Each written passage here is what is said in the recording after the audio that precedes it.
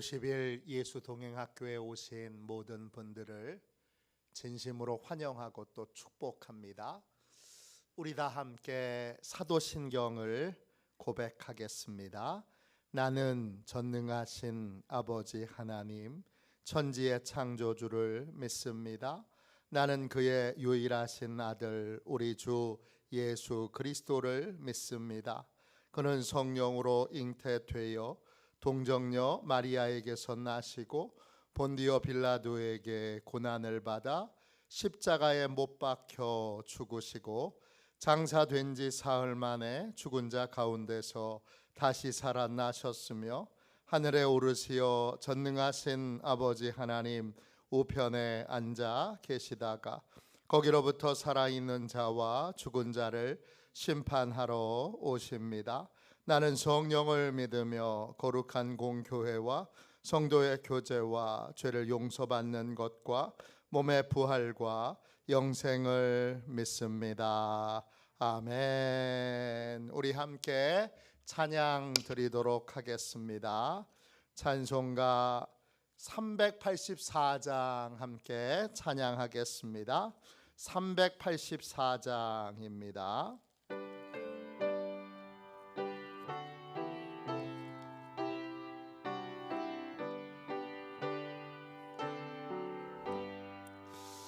나의 갈 길 다가도록 예수 인도하시네. 내 주 안에 있는 긍휼 어찌 의심하리요.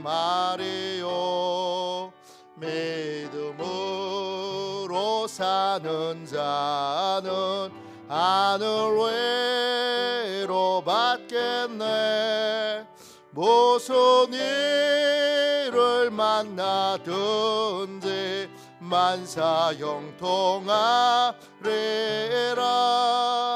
무슨 일을 만나든지 만사 형통하리라. 나의 갈 길 다가도록 예수 인도하시네. 어려운 일 당한 때도 족한 은혜 주시네. 나는 심히 고단하고 영혼 매우 가라나. 나의 앞에 반석에서 샘물 나게 하시네. 나의 앞에 반석에서 샘물 나게 하시네. 나의 갈 길 다가도록 예수 인도하시네. 그의 사랑 어찌 큰지 말로 할 수 없도다.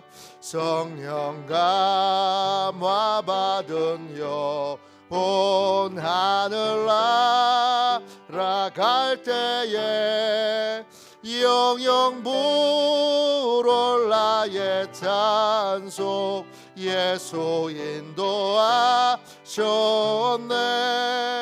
영영 부를 나의 찬송 예수 인도하셨네. 아멘.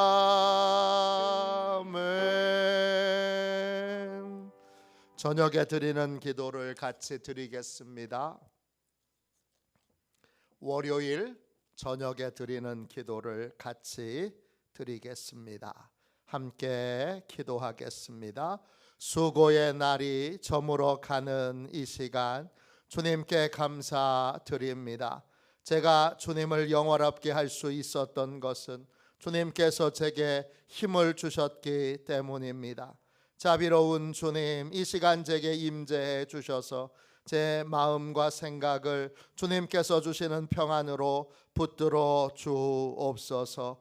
예수 그리스도의 이름으로 기도합니다. 아멘. 하나님 말씀을 같이 보겠습니다. 요한복음 21장 19절부터 22절까지 말씀입니다. 신약성경책 186쪽입니다. 요한복음 21장 19절부터 22절까지 말씀입니다. 귀한 말씀을 같은 목소리로 읽겠습니다. 같이 읽습니다. 이 말씀을 하심은 베드로가 어떠한 죽음으로 하나님께 영광을 돌릴 것을 가리키심이러라. 이 말씀을 하시고 베드로에게 이르시되 나를 따르라 하시니 베드로가 돌이켜 예수께서 사랑하시는 그 제자가 따르는 것을 보니 그는 만찬석에서 예수의 품에 의지하여 주님, 주님을 파는 자가 누구 오니까 묻던 자더라. 이에 베드로가 그를 보고 예수께 여짜오되 주님, 이 사람은 어떻게 되겠사옵나이까? 예수께서 이르시되 내가 올 때까지 그를 머물게 하고자 할지라도 내게 무슨 상관이냐? 너는 나를 따르라 하시더라. 아멘. 주님의 말씀입니다. 감사함으로 하나님의 말씀을 우리의 온 심령에 받았습니다. 주님께 시선이 고정된 삶, 주님께 시선이 고정된 삶. 우리는 주님이 영원히 나를 떠나지도 영원히 나를 버리지도 않는데, 분명히 주님이 나와 동행하시는데 자주 길을 잃어버립니다. 왜 분명히 주님이 나와 함께 하시는데도 우리는 길을 잃어버리게 될까요? 바르게 선택하고 바르게 결정했다고 생각했는데 길을 잘못 들어 막다른 골목에 서 있는 경우들이 종종 있습니다. 왜 그럴까요? 도대체 어떻게 해야 길을 잃지 않을 수 있을까요? 길을 잃을 때 우리의 시선이 주님이 아닌 다른 것에 가 있는 경우가 대부분입니다. 언제 길을 잃게 됩니까? 주님께 시선을 고정하지 않고 한눈 팔 때 우리는 길을 잃어버리게 됩니다. 주님과 동행하는 삶은 주님께 시선을 고정하는 삶입니다. 부끄럽지만 목사인 저도 길을 잃어버릴 때가 종종 있습니다. 제 시선이 그때 주님께 고정되어 있지 않습니다. 목사가 길을 잃어버린다는 건 정말 위험한 일입니다. 왜냐? 교회 공동체 전체가 길을 잃어버릴 수 있기 때문입니다. 목사가 길을 잃지 않으려면 오직 주님께 시선을 고정하고 자신이 주님의 종인 것을 잊어버리지 말아야 합니다. 주님의 종인데, 종놈인데 이걸 잊어버리면 월권을 행하게 됩니다. 그러면 교회 공동체 전체가 혼돈에 빠지게 됩니다. 목사는 때때로 냉정합니다. 목사가 냉정할 때 상처받지 마십시오. 성도들은 좋은 마음으로 제안을 하는 것이 있는데 그걸 부드럽게 거절해도 거절당했기 때문에 목사가 참 냉정하다 이렇게 볼 수 있습니다. 그러나 잘 보십시오. 목사가 뭐라고 자기 마음대로 결정하겠습니까? 주님이 허락하시지 않은 걸 고마워서, 제가 길을 잃었던 경우는 다 대부분 그런 거예요. 성도들이 너무 고마워서 그냥 들어줬습니다. 주님을 보지 않고 주님께 묻지 않고, 또 때때로는 체면 때문에, 담임 목사님이 그러면서 체면 때문에, 또 부끄럽지만 때때로는 달콤한 말 때문에 주님이 허락하시지 않은 건데 그걸 허락하고 말아서 나중에 막다른 골목에 서서 정말 끈질기게 주께 회개함으로 삶을 주님이 다시 돌이켜 주신 경우들이 꽤 많았습니다. 좋은 마음으로 제안한 것도 알고 또 귀한 마음인 것도 아는데, 그런데 주님이 허락하시지 않을 때는 거절할 수밖에 없습니다. 교회를 목사 마음대로 움직이는 곳이라고 생각하는 교인들이 간혹 있습니다. 목사는 그냥 종입니다. 아무것도 아닙니다. 주님이 다 결정하시는 것입니다. 목사 마음대로 하는 교회라면 가지 마십시오. 그런 교회는 위험한 교회입니다. 모든 것이 주님이 결정하시도록 주님을 바라보고, 또 그 당시에는 약간 마음이 상하더라도 거절할 것을 거절할 줄 아는 그러한 교회가 바로 안정적인 예수 그리스도의 공동체입니다. 그래도 길을 잃어버릴 수 있습니다. 시편은 여러 기도문이 담겨 있는데 탄원의 시편이 많이 나옵니다.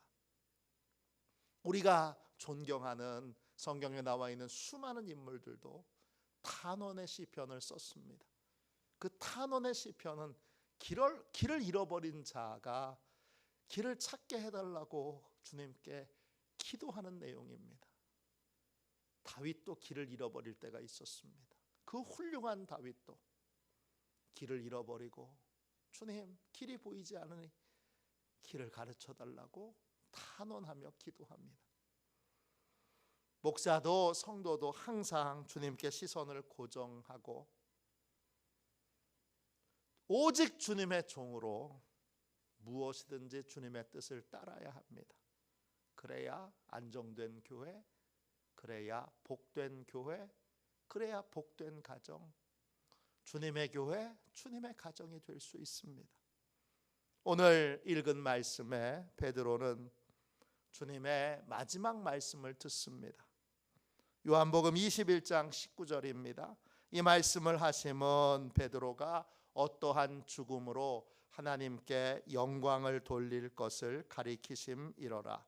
이 말씀을 하시고 베드로에게 이르시되 나를 따르라 하시니, 주님의 마지막 말씀은 나를 따르라 이것입니다.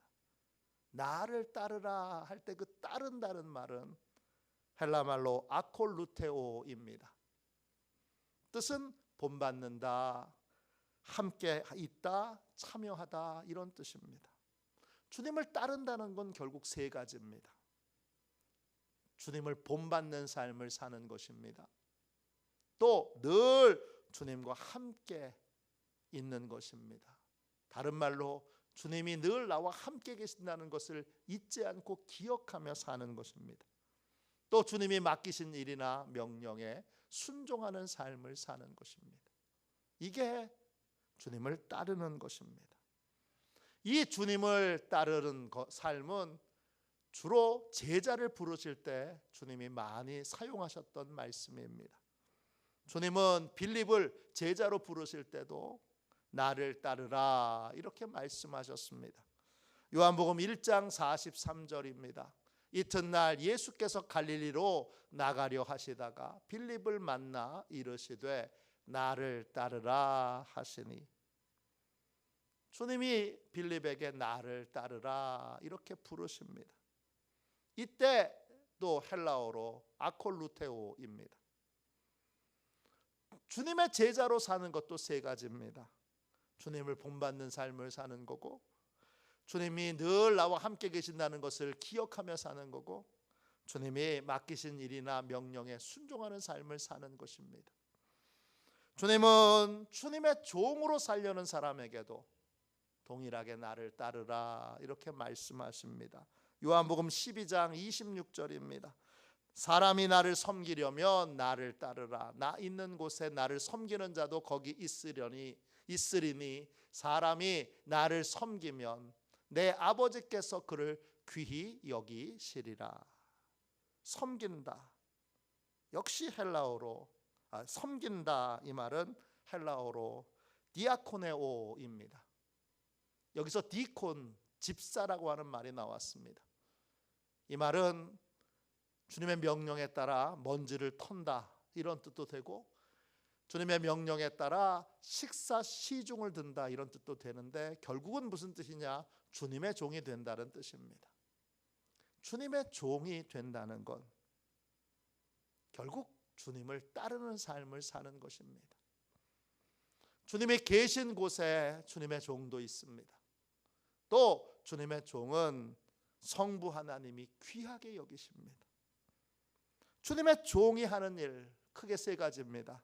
주님을 본받는 삶을 사는 거고, 늘 주님이 함께 계신다는 것을 기억하며 사는 거고, 주님이 맡기신 일이나 명령에 순종하는 삶을 사는 것입니다. 주님과 동행하는 사람은 주님을 따르는 사람이고, 또 그 사람은 결국 주님의 종이며 주님의 제자입니다. 주님을 따르는 삶을 살려면 항상 시선이 주님께 고정되어 있어야 합니다. 오늘 읽은 말씀에 보면 주님이 베드로한테 나를 따르라 이렇게 명령을 하시는데, 베드로는 다른 곳에 한눈을 팔고 있습니다. 베드로는 나를 따르라는 주님의 말씀을 듣고 있으면서 뒤에 있는 요한을 바라봅니다. 요한복음 21장 20절입니다. 베드로가 돌이켜 예수께서 사랑하시는 그 제자가 따르는 것을 보니 그는 만찬석에서 예수의 품에 의지하여 주님을 파는 자가 누구 오니까 묻던 자더라. 주님이 사랑하시는 그 제자 요한입니다. 베드로는 주님의 명령을 들을 때 뒤를 돌아서 요한을 봅니다. 그때 요한은 조용히 주님을 따르고 있습니다. 그런 요한을 보자 베드로가 갑자기 요한의 미래에 대해서 궁금했습니다. 자신의 미래에 대해서 주님이 예언해 주신 것처럼 요한의 미래는 어떻게 되는지 주님의 예언을 듣고 싶었습니다. 그래서 베드로가 요한에 대해서 이렇게 주님께 묻습니다. 21절입니다.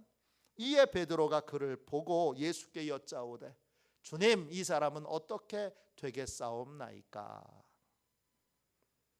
주님이 나를 따르라 명령을 내리고 있는데 베드로는 딴 데 보고 저 사람은 어떻게 될까? 저 사람은 어떻게 될까? 그걸 궁금해하고 있습니다. 주님은 베드로에게 대답을 해주지 않으시고 도리어 베드로를 책망하십니다. 22절 보세요. 예수께서 이르시되 내가 올 때까지 그를 머물게 하고자 할지라도 내게 무슨 상관이냐? 너는 나를 따르라 하시더라. 주님은 나를 따르라는 명령을 받고도 다른 곳에 한눈을 팔고 있는 베드로를 책망하시면서 한 번 더 나를 따르라 이렇게 말씀하십니다.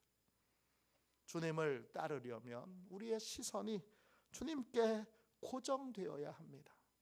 주님을 본받으려면 우리의 시선이 주님께 고정되어 있어야 합니다. 주님이 나와 함께 계시는 것을 늘 기억하며 삶을 살려면 우리의 시선이 주님께 고정되어 있어야 합니다. 주님이 맡기신 일을 잘 감당하려면 우리의 시선이 주님께 고정되어 있어야 합니다. 주님의 명령에 순종하려면 오직 한 분이신 주님께 시선이 고정되어 있어야 합니다. 말씀을 듣는데, 야, 이 말씀은 김 집사가 들으면 기가 막힌 말씀인데 오늘 하필 이 중요한 말씀을 김 집사가 못 와서 못 들었네. 이건 시선이 지금 딴 데 가 있는 겁니다. 야, 이 말씀 기가 막히게 이거 우리 남편이 들어야 되는데, 야, 하필 오늘 우리 남편이 예배에 안 왔네. 야, 아쉬워. 시선이 다른 데 가 있는 겁니다. 주님께 시선이 고정되어야 합니다. 주님께 시선이 고정된 사람은 한 가지 거룩한 습관을 가지고 인생을 살아갑니다. 말을 하기 전에, 결론을 내리기 전에, 행동을 하기 전에 주님께 시선이 고정된 사람은 이렇게 자신에게 질문합니다. 예수님이라면 어떻게 하셨을까? 영어로 What would Jesus do? 약자로 WWJD. 예수님이라면 어떻게 하셨을까? 이 말은 1896년 찰스 쉘돈이라는 목사님이 쓰신 소설에서 처음 등장했습니다.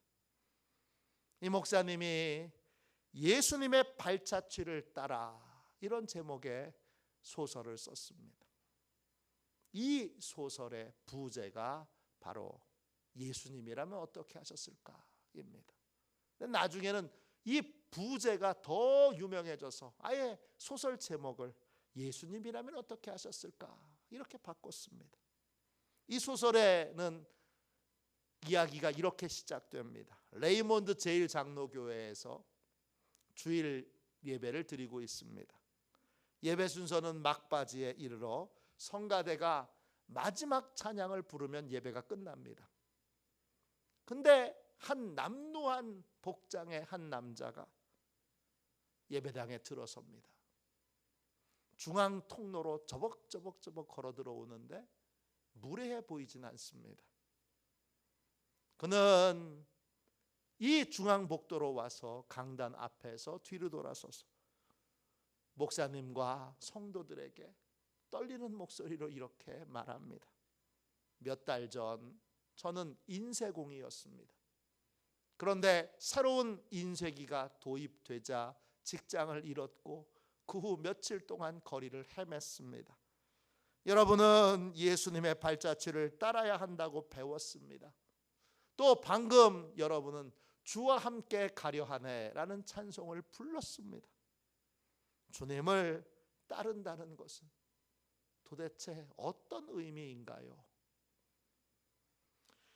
이 사내는 이 말을 하고 그 예배당에서 실신한 채 그냥 쓰러져 버렸습니다. 병원으로 이송된 이 남자는 며칠 후에 죽습니다. 이 사건은 교회 전체에 큰 충격을 줍니다. 다음 주일 담임 목사인 맥스웰 목사님은 설교 시간에 성도들에게 이런 제안을 합니다. 여러분, 앞으로 1년 동안 우리는 예수님이라면 어떻게 하실까라고 질문하지 않고는 어떠한 결정도 하지 않겠다고 서약합시다. 이렇게 결심한 사람들이 예배 후에 모임을 갖기 시작했습니다. 그 모임에서 사람들은 예수님이라면 어떻게 하셨을까? 이런 질문으로 한 주간을 살고 자기의 삶에 어떤 일이 일어났는지를 간증하기 시작합니다. 그 일들은 처음에는 작은 변화를 일으켰지만 나중에는 교회 안팎으로 그 지역 전체를 송두리째로 바꿔버립니다. 이 책을 읽은 명지대학교 전 총장이셨던 정근모 박사님은 장로님이시지요. 그 본인의 자서전에 이런 고백을 했습니다. 예수님이라면 어떻게 하실까라는 물음이 내 삶을 송두리째 바꾸어 놓았습니다. 주님께 시선이 고정된 사람은 항상 예수님이라면 어떻게 하셨을까? 이걸 물으며 예수님을 본받는 삶을 삽니다. 예수님께 시선이 고정된 사람은 예수님이라면 어떻게 하실까? 이걸 물으며 늘 주님을 생각하며 삽니다. 주님께 시선이 고정된 사람은 예수님께서 맡기신 일들을 할 때도 예수님이라면 어떻게 하셨을까? 묻고 주님의 방법으로 그 일들을 합니다. 우리는 수시로 예수님이라면 어떻게 하셨을까? 이 질문으로 우리의 시선을 주님께 고정해야 합니다. 예수 믿는 사람들은 직장의 회식 자리에서 곤란한 일을 겪을 때가 많습니다. 다행히 요즘은 회식 문화가 많이 바뀌었는데 80년대, 90년대만 돼도 회식은 무조건 술 먹는 겁니다. 어느 집사님이 회식 자리에서 술을 권하는 상사의 그 권유를 거절했습니다. 죄송합니다. 저 교회 다니고 예수 믿는 사람입니다.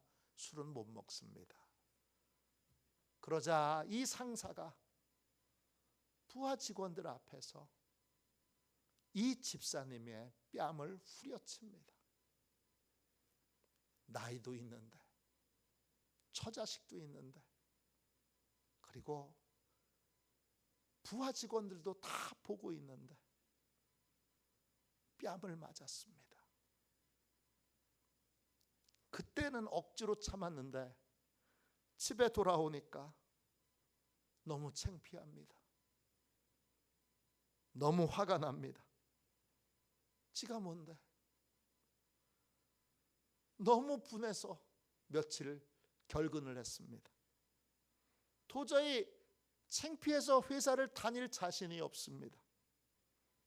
그래서 사표를 내기로 결심했습니다. 이때 오래전에 했던 결심이 하나 떠올랐습니다. 전에 은혜 받고 중요한 결정을 내릴 때는 반드시 기도하고 결정하기로 결심했던 게 떠올랐습니다. 내가 지금 이 결심을 하는 게 맞는지 하나님께 묻기 위하여 산에 올라가 산기도를 하게 됐습니다. 밤에 올라간 건 아니고 낮에 올라갔습니다. 기도하려고 산에 올라갔지만 생각처럼 기도가 되지는 않았습니다. 뺨 맞은 서러운 생각, 분한 마음, 또 사표를 던지고 나오면 앞으로 자녀들을 어떻게 키울 것이며 생활은 어떻게 할 것인가에 대한 두려움, 이런 게 마음에 막 요동쳤습니다. 기도의 줄을 잡기 위해 막 끙끙거리고 있을 때 주님이 마음에서 이런 음성을 들려주셨습니다. 사랑하는 아들아, 너는 겨우 뺨 한 대 맞은 것으로 그렇게 분하고 억울해하느냐? 나는 모든 이에게 멸시천대와 고난을 받았고 널 위해 십자가를 졌다. 널 위해 십자가를 졌다. 널 위해 십자가를 졌다. 이 말이 계속 마음속에 맴돕니다. 집사님은 부끄러움을 느꼈습니다. 그래서 산에서 내려오면서 주님의 고난을 생각하며 내가 자존심만 버린다면 얼마든지 직장 생활을 할 수 있다고 생각이 들었습니다. 바로 다음 날 출근했습니다. 그런데 결근했던 동안에 회사에 엄청난 일이 일어났습니다. 그를 때렸던 상사가 징계를 받게 된 것입니다. 그날 다 지켜보고 있던 부하 직원들이 다 연판장을 돌려서 이 상사를 고발했습니다. 집사님의 뺨을 때린 것이 징계의 직접적인 이유였습니다. 이 소식을 들은 집사님은